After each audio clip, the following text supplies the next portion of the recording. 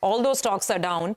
But I mean, the others are actually seeing some buying. So, Nigel, what do you make of it? Well, the Adani Group is under pressure today, but the street may choose to look at the group on a bottoms-up basis and maybe dip into stocks that have tangible assets with relatively better prospects. So let's focus on Adani cement stocks then. ACC as well as Ambuja. Both of them have corrected 30% from the recent peak.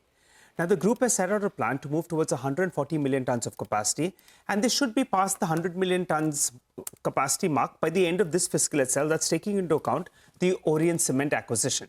Now, the management has stated that the expansion will be funded via internal accruals as well as the cash flows that they generate.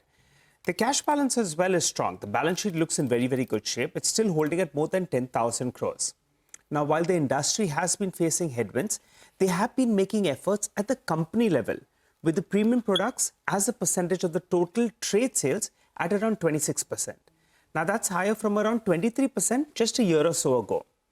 They have also set out on a cost-saving plan of around 500 rupees by 2028.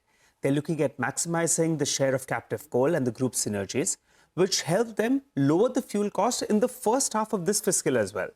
They're also targeting green power as a percentage of the total power consumption to move towards around 60%. That compares with around 20% as of now. They're also looking at optimizing logistic cost via higher sea transport and also use of their own rigs. That in turn will reduce and lower the fly ash cost.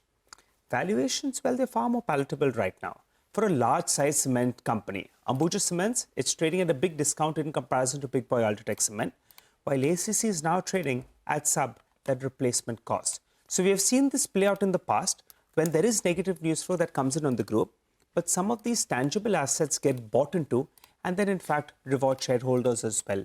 Let's see whether it plays out at this point of time. Well, Devan Choksi is with us of DR Choksi FinServe.